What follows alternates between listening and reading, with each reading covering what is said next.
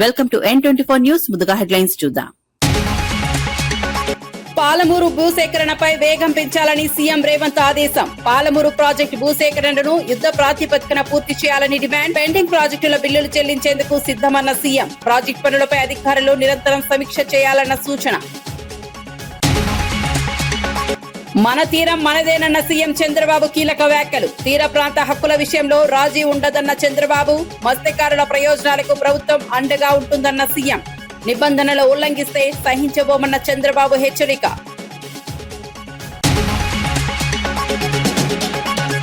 పాలమూరు ప్రాజెక్టుపై బీఆర్ఎస్ నేతలకు జూపల్లి కౌంటర్. పాలమూరును గత ప్రభుత్వం నిర్లక్ష్యం చేసిందన్న జూపల్లి. సీఎం రేవంత్ తో ప్రాజెక్టు త్వరగా పూర్తి చేస్తామన్న మంత్రి. కాళేశ్వరం కోసం పాలమూరును విస్మరించారన్న జూపల్లి.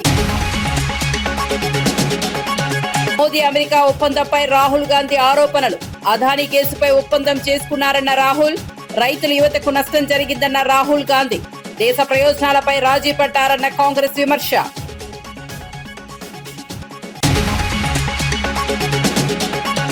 ఇంధన ధరలపై వైసీపీని టార్గెట్ చేసిన సోమిరెడ్డి. జగన్ హయాంలోనే ఇంధన ధరలు పెరిగాయన్న సోమిరెడ్డి. వైసీపీ నిరసనలు అటర్ ఫ్లాప్ అయ్యాయన్న సోమిరెడ్డి. ప్రజలపై భారీ భారం మోపింది గత ప్రభుత్వమేనన్న ఎమ్మెల్యే.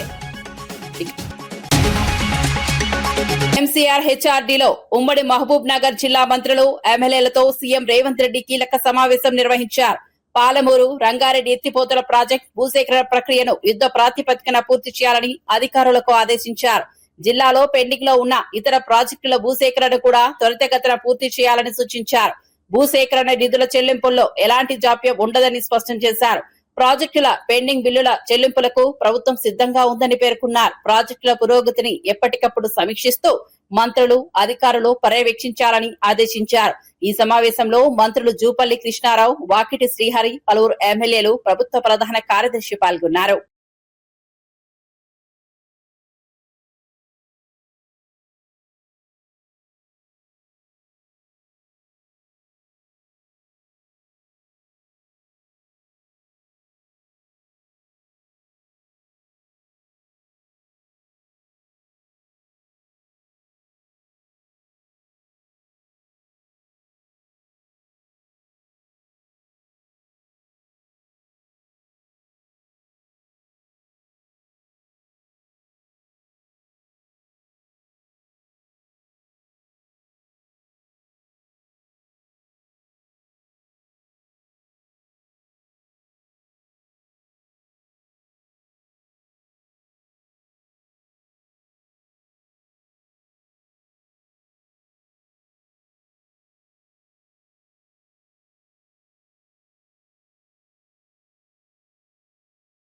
ఏపీ తీర ప్రాంత హక్కుల విషయంలో ఎలాంటి రాజీ ఉండదని సీఎం చంద్రబాబు స్పష్టం చేశారు. తీరం మనదే, బోటు మనదే, వేట కూడా మనదేనని వ్యాఖ్యానించారు. మన తీరంపై పూర్తి హక్కులు స్థానికులకే ఉంటాయని తెలిపారు. పొరుగు రాష్ట్రాల వారు వచ్చి ఇక్కడ వేట సాగించడాన్ని అనుమతించబోమని హెచ్చరించారు. తీర ప్రాంత ప్రజల జీవనాధారాన్ని కాపాడాల్సిన బాధ్యత ప్రభుత్వంపై ఉందన్నారు. మత్స్యకారుల ప్రయోజనాల పరిరక్షణ కోసం కఠిన నిర్ణయాలు తీసుకుంటామని తెలిపారు. ఎవరైనా నిబంధనలు అతిక్రమిస్తే సహించేది లేదని స్పష్టం చేశారు. చంద్రబాబు చేసిన ఈ వ్యాఖ్యలు తీర ప్రాంతాల్లో రాజకీయంగా చర్చనీయాంశంగా మారాయి.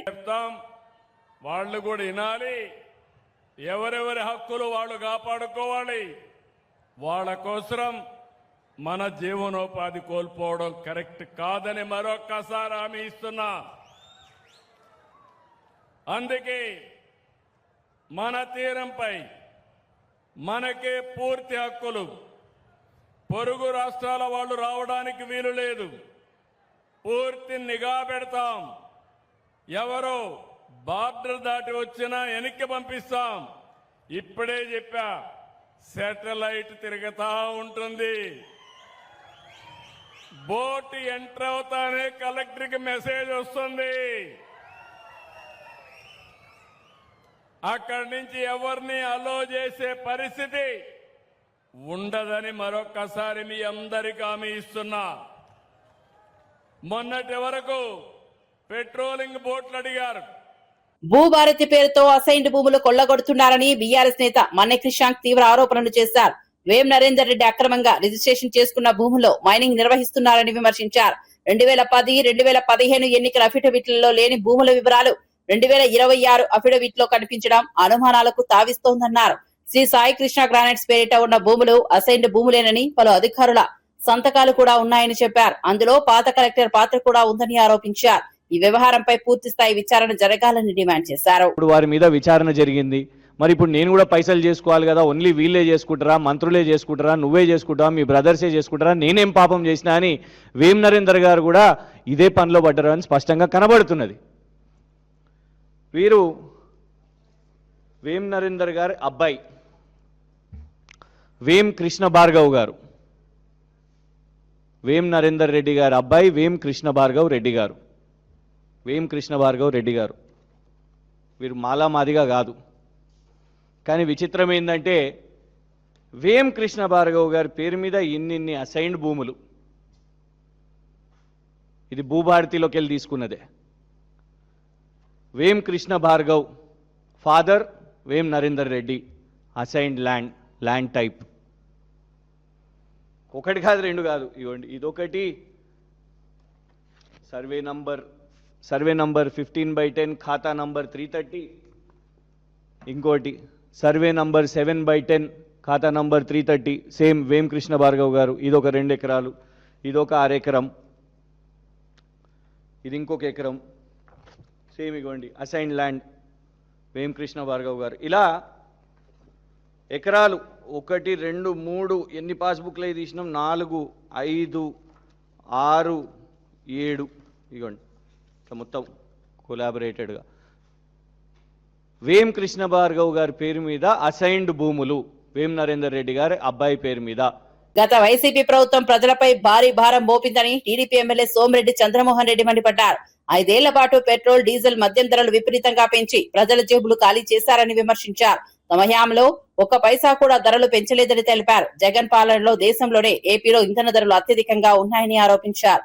కర్ణాటక, తెలంగాణ కంటే ఎక్కువ వసూలు చేశారని విమర్శించారు. ఇప్పుడు అదే పార్టీ కూటమి ప్రభుత్వంపై ధర్నాలు చేయడం విచిత్రమన్నారు. వైసీపీ నిరసనలు అటర్ఫ్లాప్ అయ్యాయని ఎద్దేవా చేశారు. బెంగళూరు పోయేది, వస్తా ఆ చిత్తూరు బార్డర్ అవతల కర్ణాటకలో లాస్ట్ పెట్రోల్ బంక్లో ఫుల్ ట్యాంక్ చేయించుకొచ్చేది. ఎందుకంటే లీటర్కి 11 రూపాయలు మిగులుతుంది.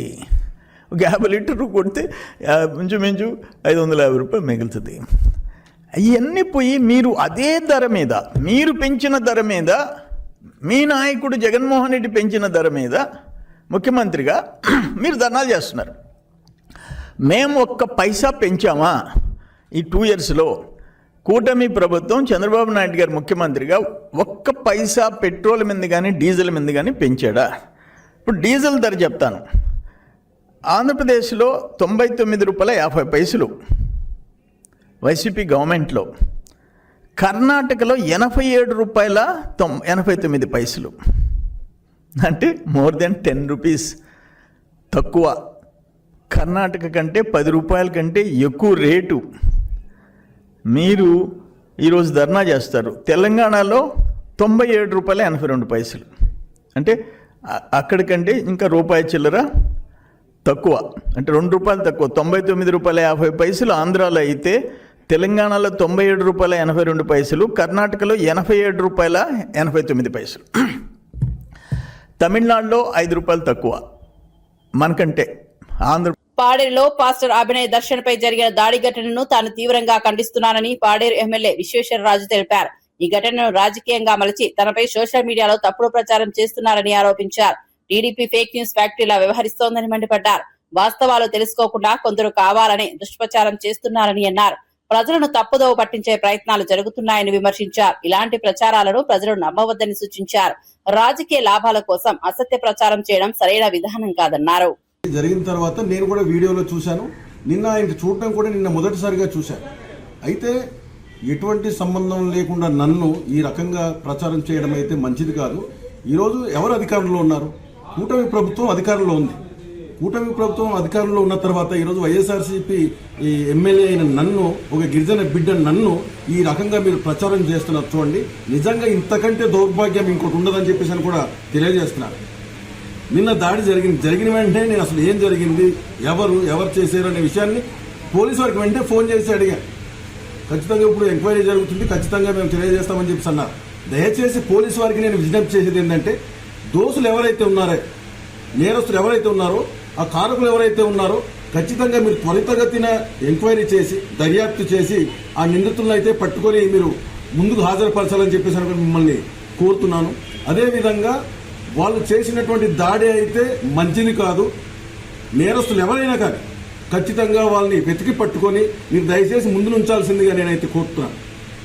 ఖచ్చితంగా మీరు ఈ రకంగా నా మీద ఎటువంటి సంబంధం లేకుండా నన్ను ఈ రకంగా మీరు నాకు ఏదైతే విధంగా మీరు సోషల్ మీడియా ద్వారా సామాజిక మాధ్యమాల ద్వారా నన్ను అవమానిస్తూ కించపరుస్తూ ఈ రోజు మీరు చేస్తున్నటువంటి ఏదైతే ప్రచారాలు ఉందో ఖచ్చితంగా ఈ కూటమి ప్రభుత్వం గత ప్రభుత్వం పాలమూరు రంగారెడ్డి ప్రాజెక్టును పూర్తిగా నిర్లక్ష్యం చేసిందని మంత్రి జూపల్లి కృష్ణారావు మండిపడ్డారు. కాళేశ్వరం ప్రాజెక్టుపై మాత్రమే దృష్టి పెట్టి పాలమూరును గాలికి వదిలేశారని విమర్శించారు. రాష్ట్రానికి లక్షల కోట్ల అప్పులు మిగిల్చి ఇప్పుడు అవగాహన లేకుండా మాట్లాడుతున్నారని బీఆర్ఎస్ నేతలపై ఆగ్రహం వ్యక్తం చేశారు. భూసేకరణ సరిగా చేయకుండా ప్రాజెక్టులు ఎలా పూర్తి చేస్తారని ప్రశ్నించారు.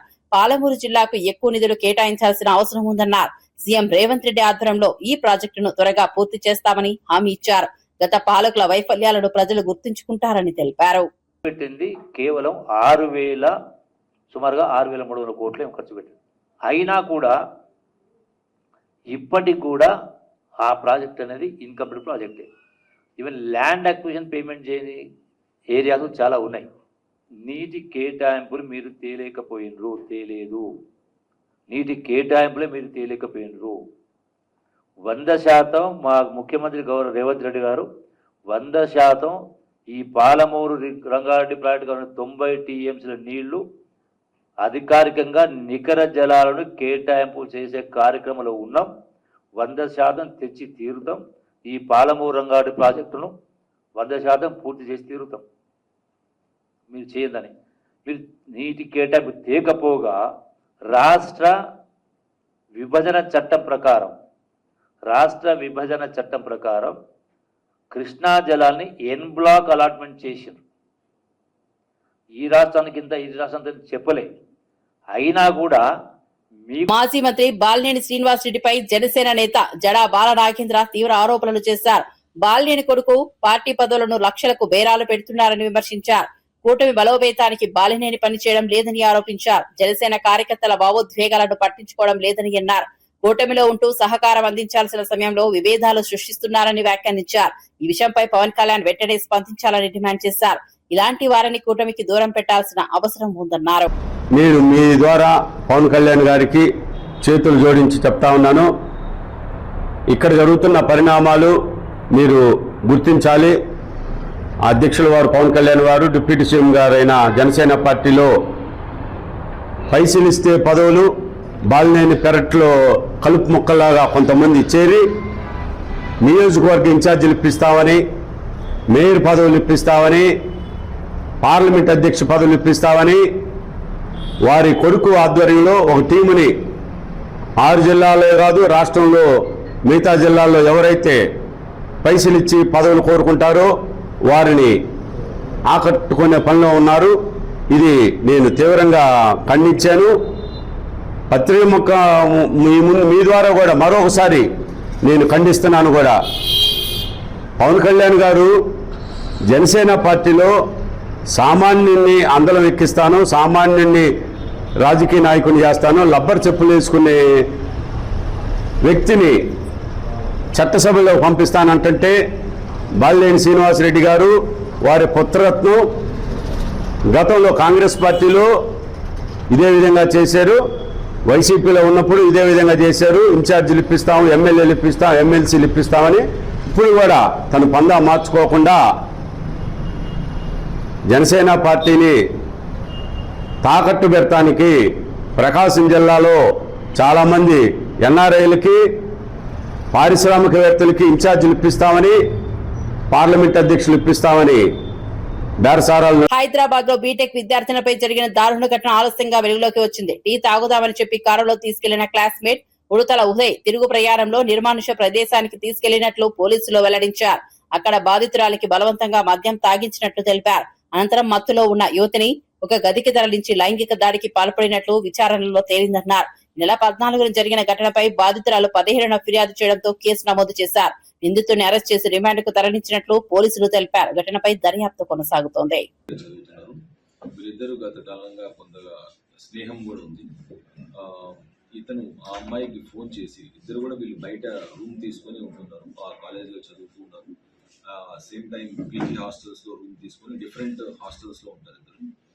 సో ఇతను ఆ అమ్మాయికి కాల్ చేసి మనం దిల్సుఖ్ నగర్ ఏరియాకి వెళ్ళేసి టీ తాగొద్దామని చెప్పేసి వాళ్ళు ఆ అమ్మాయిని ఇతను పిక్ చేసుకొని ఇతను హాస్టల్ దగ్గర నుంచి దిల్సుఖ్ నగర్ ఏరియాకి వెళ్ళి వాళ్ళు టీ తాగిన తర్వాత రిటర్న్ జర్నీలో ఒక చోట ఆపి ఒక మద్యం షాప్ దగ్గరికి వెళ్ళి అక్కడ మద్యం కొనుగోలు చేసి అక్కడి నుంచి తర్వాత లీజర్గా వాళ్ళు బీడిఎల్ రోడ్లోకి వెళ్ళి అక్కడ కార్ ఆపి ఆ అమ్మాయితో బలవంతంగా. ఉత్తరప్రదేశ్ రాయబరేలీలో కాంగ్రెస్ అగ్రనేత రాహుల్ గాంధీ కీలక వ్యాఖ్యలు చేశారు. అదానీపై ఉన్న కేసును రద్దు చేయించేందుకు ప్రధాని మోదీ అమెరికాతో ఒప్పందం చేసుకున్నారని ఆరోపించారు.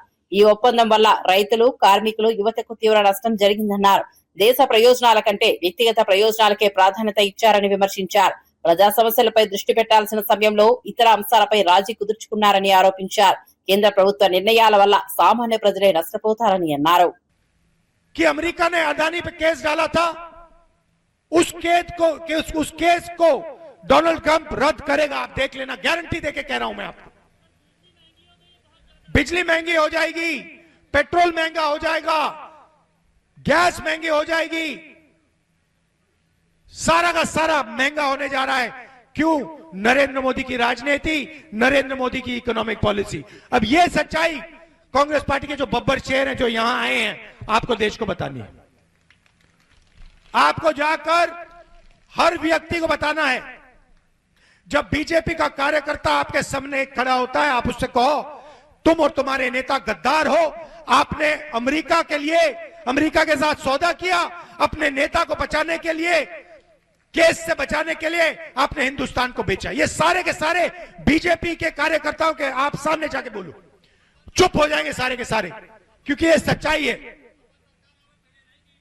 भैया आपकी सरकार आने जा रही है, उसको कोई रोक नहीं सकता, आप देख लेना।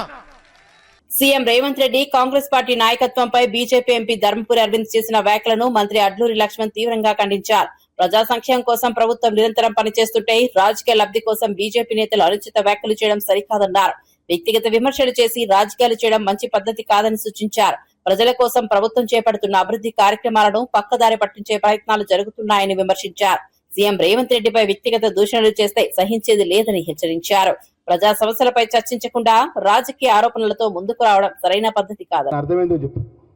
నీ భారతీయ జనతా పార్టీ లెక్క నాగ్పూర్లో కూర్చొని మీ ఆర్ఎస్ఎస్ సంబంధించినటువంటి వ్యూహం ఏదైతే ఉంటుందో ఆ వ్యూహాన్ని అమలు చేసే కాంగ్రెస్ పార్టీ కాదు. భారతీయ జనతా పార్టీ మీరు ఏ విధంగా చేస్తుందో ఆ విధంగా కాంగ్రెస్ పార్టీ కాదు. కాంగ్రెస్ పార్టీ అన్ని వర్గాలను కలుపుకుపోయే పార్టీ. ముఖ్యమంత్రి గారిని ఏకవచనంతో మాట్లాడతావు, ముఖ్యమంత్రి వారి తమ్ముళ్ళ పేరు తీసి మాట్లాడతావు. మరి ముఖ్యమంత్రి వారి తమ్ముళ్ళ పేరు తీసినప్పుడు నీ తమ్ముడి గురించి కూడా మేము మాట్లాడాలన్నా? నిజామాబాద్లో మీ తమ్ముడు చేసే మీ అరాచకాల గురించి కూడా మాట్లాడాలన్నా మేము? అరవింద్ గారు జరి ఇప్పటికైనా కొంచెం ఏది పడితే అదే మానేసి. జగిత్యాల బీజేపీలో అంతర్గత విభేదాలు మరోసారి బయటపడ్డాయి. పార్టీ సీనియర్ నాయకుల వ్యవహార శైలిపై ఎంపీ ధర్మపురి అరవింద్ తీవ్ర అసంతృప్తి వ్యక్తం చేశారు. ధర్నా సమయంలో కార్యకర్తలను వదిలి వెళ్లడం సరికాదని మండిపడ్డారు. పోలీసులు పిలిపించుకుని నవ్వుతూ వెళ్లడంపై తీవ్ర ఆగ్రహం వ్యక్తం చేశారు. పార్టీ కార్యకర్తల కష్టాన్ని గుర్తించకుండా వ్యవహరించడం తగదన్నారు. ఈ అంశాన్ని రాష్ట్ర అధ్యక్షుడు రామచంద్రరావు దృష్టికి తీసుకెళ్తామని తెలిపారు. బాధ్యులపై కఠిన చర్యలు తీసుకుంటామని హెచ్చరించారు. పిలిపించుకొని ఆరుగురు ముచ్చట పెట్టుకుంటా స్లోగన్లు ఇచ్చుకుంటా కారు కూర్చుంటారు. వాళ్ళ కారు వాళ్ళ కోసం డోర్ తీస్తారు. ఇంకా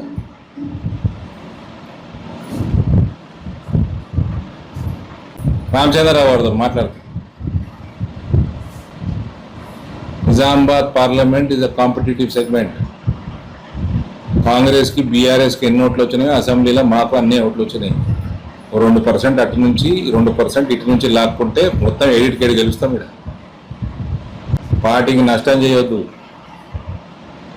మిమ్మల్ని పని చేయమని వాడు బతులాడతలేడు.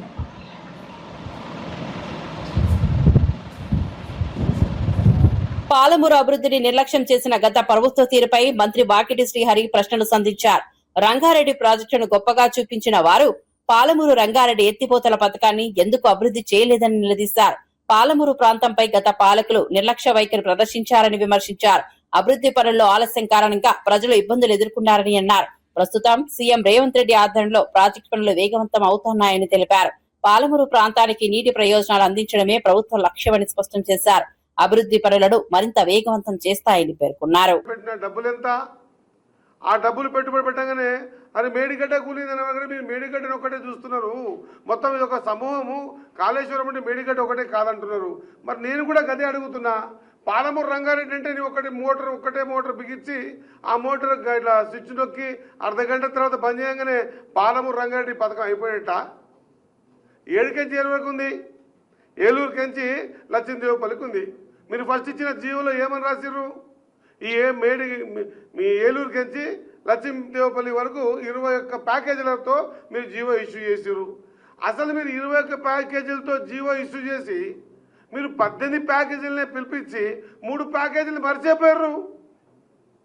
22,000 చిల్లర వేల కోట్లతో స్టార్ట్ చేసినటువంటిది డిపిఆర్ తయారు కాగానే 50,000 కోట్లు దాటే. ఆ 50,000 కోట్ల మీరు పెట్టుబడి పెట్టినంత 22,000 23,000 కోట్లు పెట్టిర్రు. మరి మీరు పెట్టిన పైసలే గంత ఉంటే వెనుకబడ్డ జిల్లా, వలసల జిల్లా దీన్ని బాగా చేయాలని ఆలోచన ఉండింటే ఇంతకుముందే మా మంత్రి గారు చెప్పారు, సంవత్సరం తర్వాత స్టార్ట్ అయిన కాళేశ్వరం మీద మీరు పెట్టుబడి పెట్టిందంత. మరి పాలమూరు మీద వివక్షత ఆనాడే చూపిస్తుంది. తెలంగాణ రైతులు పండించిన ధాన్యాన్ని అమ్ముకోలేక తీవ్ర ఇబ్బందులు పడుతున్నారని మాజీ ఎమ్మెల్యే గండ్రా విమర్శించారు. కాంగ్రెస్ ప్రభుత్వానికి ముందస్తు ప్రణాళిక లేకపోవడమే దీనికి ప్రధాన కారణమన్నారు. గని వ్యాఘ్ర ఏర్పాటుతో ప్రభుత్వం పూర్తిగా విఫలమైందని ఆరోపించారు. రైతుల కష్టాలను గుర్తించకుండా నిర్లక్ష్యంగా వ్యవహరిస్తోందని మండిపడ్డారు. ఢిల్లీ వెళ్లేందుకు సీఎం రేవంత్ రెడ్డి సమయం ఉందని, కానీ రైతుల సమస్యలు పరిష్కరించేందుకు సమయం లేదని విమర్శించారు. రైతు బిడ్డనని చెప్పుకునే రేవంత్ నిజంగా రైతుల పట్ల చిత్తశుద్ది చూపించడం లేదన్నారు. ఈ అంశంపై ప్రభుత్వం వెంటనే స్పందించాలని డిమాండ్ చేశారు. ప్రచారం అయితే నీకు ఢిల్లీ పోవడానికి సమయం దొరికింది. ఒక్క పూటగా రైతులు పండించినటువంటి వడ్ల కొనుగోలు కేంద్రాల్లో, మొక్కల కొనుగోలు కేంద్రాలకు పోయేటువంటి నీకు సమయం లేదా? నువ్వు రైతు బిడ్డలని పెద్ద ఫోన్లు కొడతావు కదా, నిజంగా నువ్వు రైతువా లేకపోతే నకిలీ రైతువా చెప్పాల్సినట్టు అవసరం ఉంది. ఇప్పుడు అర్థమైంది ప్రజలకు, నువ్వు నకిలీవి, ముఖ్యమంత్రి నకిలీ, ఈయన రైతు అని చెప్పుకోవడానికి రైతు కూడా నకిలీ రైతు అని చెప్పడానికి వేరే చెప్పాల్సిన అవసరం లేదు. ఎందుకు చెప్తున్నామంటే రైతులు ఈరోజు మాకు గ్రామాల నుంచి ఫోన్లు వస్తా ఉన్నాయి. మీరే మాకు దిక్కు, మీరు మా తరఫున వచ్చి కొట్లాడాలి, ధర్నాలు చేయాలి, ఈ ప్రభుత్వం దున్నపోతు మీద వానబడ్డట్టుగా వ్యవహరిస్తున్నది, ఎంత చేసినా దీనికి పట్టింపు రాలేదనేటువంటి బాధతో వ్యక్తం చేస్తా ఉన్నారు. గన్ని బ్యాగులు రైతే కొనుక్కోవాలి. గతంలో ఏం చెప్పిండు, 1 కిలో ధాన్యాన్ని తరుగు తీసినా తోలు తీస్తా అని చెప్పిండు. కానీ ఈరోజు 100 కిలోల వరి ధాన్యానికి 7.5 కిలోలు కటింగ్ల పేరు మీద కటింగ్ అవుతా ఉన్నది. అది కూడా రైతే జోకాలే, రైతే కుట్టాలే, రైతే ట్రాక్టర్లు వేసుకోవాలి, రైతే హమాలి పైసలు ఇచ్చి అన్లోడ్ చేసి రావాలి. వడ్ల విషయంలో అదే పరిస్థితి. మక్కల విషయంలోనైతే ఈరోజు మక్కలు పండించినటువంటి రైతులు వారి యొక్క బాధ వర్ణాతీతం, చెప్పలేనటువంటి పరిస్థితులు. కాబట్టి ఇప్పటికైనా ముఖ్యమంత్రి గారు ఏదో మేము బాగా ఉన్నాం, ఇన్ని లక్షల టన్నులు ఉన్నాం అని పేపర్ల మీద ఫోజులు ప్రకటించి మీరు చేతులు దులుపుకోవడం కాదు, క్షేత్రస్థాయిలో జరుగుతున్నటువంటి బాధ ఏందో, మరి మీకు ఇంటెలిజెన్స్ వ్యవస్థ ఉన్నది, మీకు యంత్రాంగం ఉన్నది, మరి మీరు ఈరోజు మీ స్థాయిలో ఎప్పుడైనా సమీక్ష చేసిలా ఈ రాష్ట్రానికి యాసంగి ఎంత నాటుబడ్డది, ఎంత ధాన్యం వస్తుంది, అరేంజ్మెంట్స్ ఏంది, గోదాములు ఏంది, డబ్బులేంది, గన్ని బ్యాగ్స్ ఏంది, సమీక్ష లేదు మీకు. అంతా కూడా మీరు ఎంతసేపు గాలి మాటలు, గాలిలో తిరుగుడు తప్ప భూమి మీద నడవడం లేదు ముఖ్యమంత్రి గారు. బులెటిన్ ముగించే ముందు హెడ్లైన్స్ మరోసారి చూద్దాం. పాలమూరు భూసేకరణపై వేగం పెంచాలని సీఎం రేవంత్ ఆదేశం. పాలమూరు ప్రాజెక్టు భూసేకరణను యుద్ధ ప్రాతిపదికన పూర్తి చేయాలని డిమాండ్. పెండింగ్ ప్రాజెక్టుల బిల్లులు చెల్లించేందుకు సిద్దమన్న సీఎం. ప్రాజెక్టు పనులపై అధికారులు నిరంతరం సమీక్ష చేయాలన్న సూచన. మన తీరం మనదేనన్న సీఎం చంద్రబాబు కీలక వ్యాఖ్యలు. తీర ప్రాంత హక్కుల విషయంలో రాజీ ఉండదన్న చంద్రబాబు. మత్స్యకారుల ప్రయోజనాలకు ప్రభుత్వం అండగా ఉంటుందన్న సీఎం. నిబంధనలు ఉల్లంఘిస్తే సహించబోమన్న చంద్రబాబు హెచ్చరిక.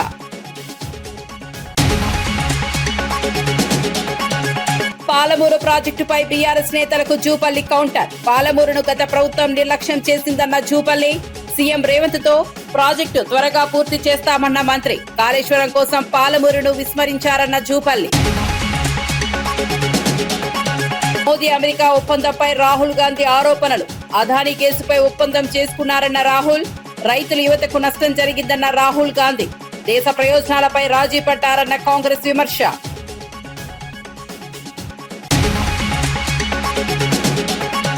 ఇంధన ధరలపై వైసీపీని టార్గెట్ చేసిన సోమిరెడ్డి. జగన్ హయాంలోనే ఇంధన ధరలు పెరిగాయన్న సోమిరెడ్డి. వైసీపీ నిరసనలు అటర్ ఫ్లాప్ అయ్యాయన్న సోమిరెడ్డి. ప్రజలపై భారీ భారం మోపింది గత ప్రభుత్వమేనన్న ఎమ్మెల్యే.